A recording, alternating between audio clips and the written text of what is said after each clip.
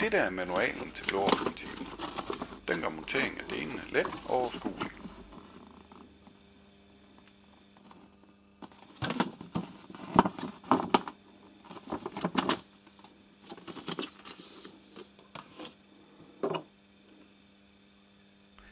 Her er boksen, der styrer, hvornår blåovnsventilen skal åbnes og lukkes. Det styres via elektronik inde i boksen. Her ser du selve blåovnsventilen, der skal monteres. Den er kompakt, så den er nem at placere og giver et fint pift.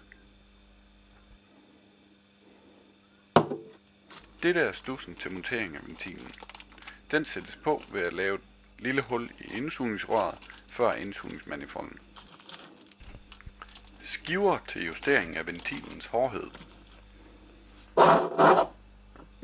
Magnetventilen her åbner og lukker for vakuum til blåovnsventilen.